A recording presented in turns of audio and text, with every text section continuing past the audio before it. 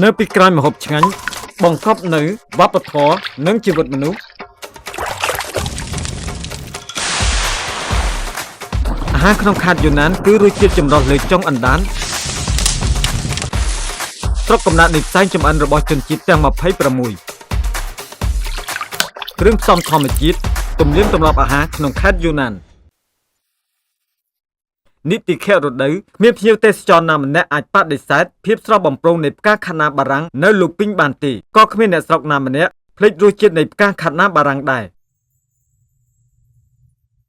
នៅមាត់ស្ទឹងកូឡៃដែលមានចម្ងាយជាង20គីឡូម៉ែត្រពីទីរួមស្រុកផ្កាខាណាបារាំងកំពុងរីកស្គុះស្គាយពេលនេះមិនទាន់ចេញផ្លែមកទេជាពេលដែលខ្ចីស្រស់បំផុត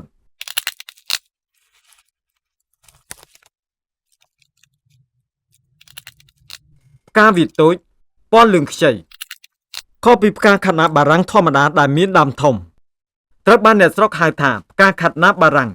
គឺជាវត្ថុធាតុដើមដ៏ល្អបំផុតសម្រាប់ធ្វើស្ព្រៃជក់ហ្គើឡៃ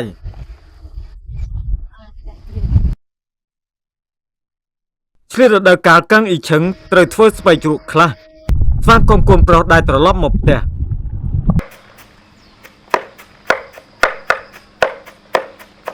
ផ្កាខាត់ណាបារាំងជាដុំតូចៗប្រហែល1សង់ទីម៉ែត្រដើម្បីបង្កើនរសជាតិត្រូវបន្ថែមគ្រឿងផ្សំពិសេសមួយម្សៅពោតដែលសម្បូរជាតិម្សៅអាចពន្លឿនការឡើងមេរបស់បាក់តេរីអាស៊ីតឡាទិកក្លិនក្រអូបឈ្ងុយពិសេសរបស់ពោតក៏ជាប្រភពរសជាតិរបស់ស្ពៃជ្រក់ហ្គើឡៃដែរម្សៅពោតចំហុយឆ្អិនលាយជាមួយផ្កាខាត់ណាបារាំងដែលហាន់ល្អិតៗច្បាច់ឲ្យសព្វល្អត្រូវតែដាក់បាយទឹកពុះនេះមិនដាក់បាយទឹកពុះនេះគឺមិនឆ្ងាញ់ទេច្បាច់ចេញមកមិនឈ្ងុយមិនដាក់គ្រឿងផ្សំអ្វីទាំងអស់បិទឲ្យជិតហើយផ្អាប់ទុកនេះជាវិធីធ្វើស្ពៃជ្រក់របស់អ្នកភូមិនៅមាត់ស្ទឹងហ្គើឡៃដែលបន្តវេនគ្នាពីមួយជំនាន់ទៅមួយជំនាន់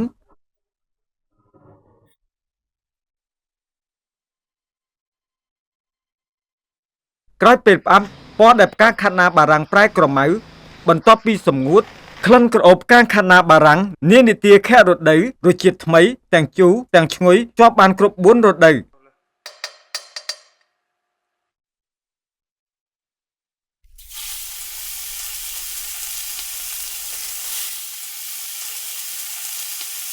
ស្បែកជ្រក់ក្រៀមឆាជាមួយខ្លាញ់ជ្រូកឲ្យឈ្ងុយទ្របយករសជាតិសាច់ពេញលេញរសជាតិជូរកាន់តែជាតិជាងមុន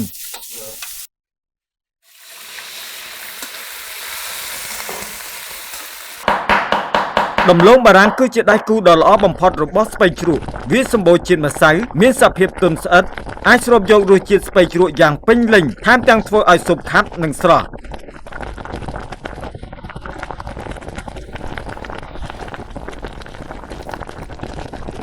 ការបដូររសជាតិរបស់ផ្កាខាត់ណាបារាំងមានទាំងរសជាតិទន់ភ្លន់ពីការចម្រាញ់តាមពេលវេលាហើយថែមទាំងមានភាពស្រស់ស្រាយក្នុងរយៈពេលខ្លីផ្កាខាត់ណាបារាំងស្រស់ត្រូវយកទៅស្រុះទឹកក្តៅបិទរក្សាទុកនិងបញ្ចេញសារធាតុគីមីស្រដៀងនឹងវ៉ាសាប៊ីម្ហូបប្រភេទនេះត្រូវបានប្រជាជនខេត្តយូណានហៅថាឆុងឆាយ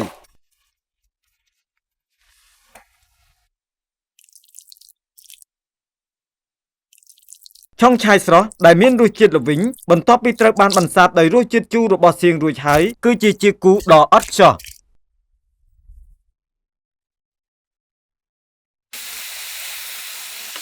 ឆុងឆៃដែលផ្អាប់រួចក៏អាចមានរសជាតិជូរដែរ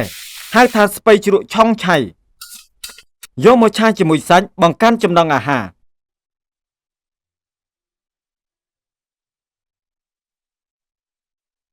ម្ហូបកសិករលោកពេញពិតមួយតុត្រូវបានដាក់លើតុកឹងអ៊ីឈីងក៏ទីបំផុតបានទទួលកូនប្រុសគាត់មកពីទីក្រុងឯងចង់ស្រូបស៊ុបទេស៊ុបស្ពៃជ្រក់ក្រៀមនេះស្រូបបាយឆ្ងាញ់ណាស់ឆាប់ញ៉ាំស៊ុបដំឡូងជូរទៅស៊ុបដំឡូងជូររបស់យាយឯងឆ្ងាញ់ជាងគេយើងតែងតែញ៉ាំតាំងពីក្មេងបន្ទាប់ពីត្រាំក្នុងស៊ុបស្ពៃជ្រក់ក្រៀមក្លាយជាទន់និងបញ្ចេញដោយរសជាតិក្លិនជូររបស់ដំឡូងបារាំងលាយរសជាតិហឹរបន្តិចធ្វើឲ្យមនុស្សមានចំណង់អាហារយ៉ាងខ្លាំងនេះជារសជាតិស្រុកកំណើតដែលកូនប្រុសរបស់កឹងអ៊ឺឈឹងនឹកនាខ្លាំងជាងគេពេលធ្វើការនៅក្រៅ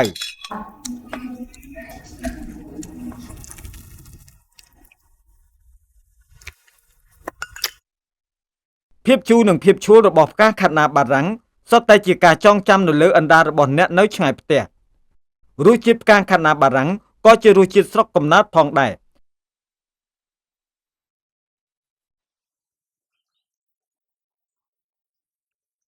ផ្កាខាត់ណាបារាំងដែលកំពុងរីកបញ្ចេញក្លិនឈ្ងុយនៅក្នុងខ្យល់តាក់ទាញឲ្យឃ្មុំមករដូវកាលដែលឃ្មុំរវល់គឺជាពេលដែលភោជនីយដ្ឋានសានឆុងយៀនមមាញឹកជាងគេ ពេលថ្ងៃត្រង់នេះមានភ្ញៀវមួយតុកធ្វើខួបកំណើតមកញ៉ាំបាយត្រូវប្រញាប់ធ្វើឲ្យគេញ៉ាំ សាសឆុងយៀនដែលបើកដំណើរការអស់ជាង20ឆ្នាំមានម្ហូបជំនាញមួយដែលធ្វើដោយទឹកឃ្មុំសាច់តុងសឹង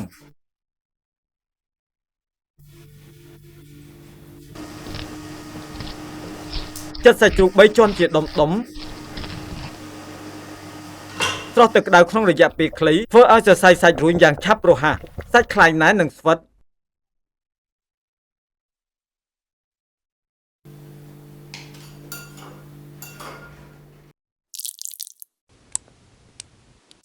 ទឹកឃ្មុំផ្កាខាត់ណាបារាំងមានពណ៌មាសបន្ទាប់ពីវាឡើងក្រៀមវាមានសភាពទន់ហើយមានគ្រាប់ល្អិតៗប្រើប្រាស់ជាអង្គធាតុរំលាយបានលាយបញ្ចូលគ្នាយ៉ាងប៉ិនប្រសប់ជាតិផ្អែមទឹកឃ្មុំនិងជាតិជូរទឹកខ្មេះនឹងជួយឲ្យវាស្រូបចូលទៅក្នុងគ្រឿងម្ហូបយ៉ាងឆាប់រហ័សធ្វើឲ្យសាច់កាន់តែស្រស់និងមានជាតិ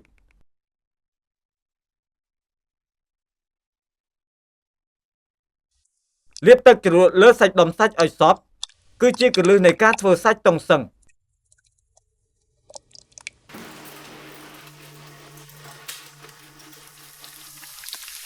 ពេលចូលទៅក្នុងប្រេងក្តៅ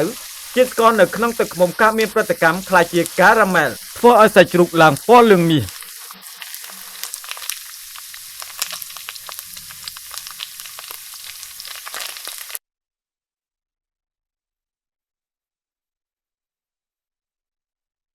ហើយយកសាច់ជ្រូកដែលបំពងរួចលាយម្សៅបន្តិចបន្ថែមខ្ទឹមបារាំងនិងខ្ញីហើយចំហុយ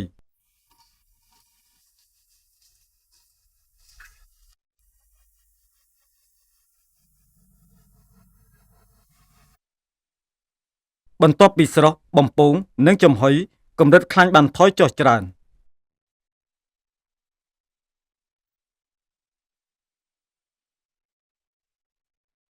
បងប្រុសរីករាយថ្ងៃកំណើតភ្លុំម្ហូបរបស់ខ្ញុំរសជាតិល្មមអត់ សាច់តុងសឹងមានក្លិនផ្អែមរបស់ទឹកឃ្មុំសាច់សុទ្ធមិនស្ងួតសាច់ខ្លាញ់មិនខ្លាញ់ខ្លាំងរលាយក្នុងមាត់សាសឆុងយៀនមកតស៊ូនៅទីក្រុងតាំងពីអាយុ10ឆ្នាំមកម្ល៉េះធ្វើការនៅភោជនីយដ្ឋានផ្សេងៗដើម្បីរៀនចម្អិនរៀនចំណុចខ្លាំងពីគ្រប់ទិសទីហើយបង្កើតរសជាតិពិសេសផ្ទាល់ខ្លួនទីបំផុតបានបើកភោជនីយដ្ឋានផ្ទាល់ខ្លួនជាមួយប្តីរបស់គាត់ប្តីប្រពន្ធពួកគាត់ដូចជាឃ្មុំប្រាភាពឧស្សាហ៍ព្យាយាមដើម្បីផលិតភាពផ្អែម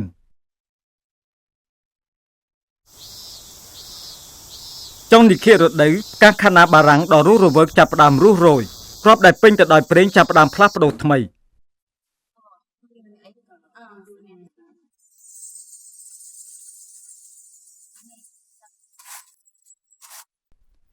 សិប្បកម្មកែច្នៃប្រេងដោយគៀបឈើនៅភូមិសៀវថងឋានស្រុកលភីងចាប់ផ្ដើមមមាញឹក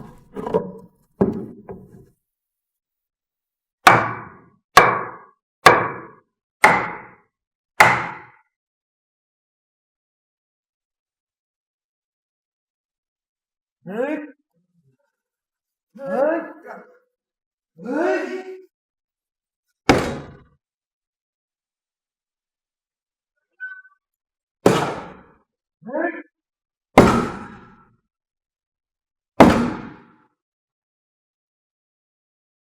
រេងគ្រាប់ស្ពៃដែលត្រូវចម្រាញ់ដោយវិធីសាស្ត្របុរាណមានពណ៌ភ្លឺថ្លា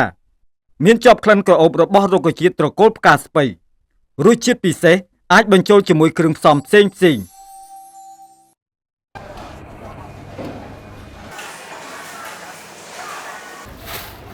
យ៉ាងឈីងលីវដែលជាតកែភោជនីយដ្ឋានជីវយៀននៅស្រុកលូភីងត្រាស់ជ្រាវអាហារពេលល្ងាចដែលមានប្រធានបទផ្កាខាត់ណាបារាំងយកផ្កាខាត់ណាបារាំងដែរ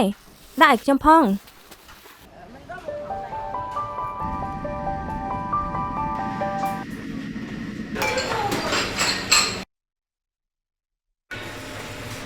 កូរឲ្យសព្វល្អធានាផ្កាខាត់ណាបារាំងនីមួយៗត្រូវបានគ្របដោយស៊ុត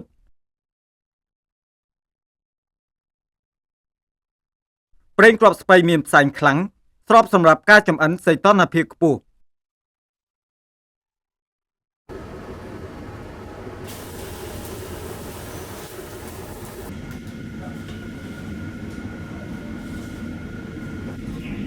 នៅយូណានអ្វីៗអាចជឿនជាមួយស៊ុតមាន់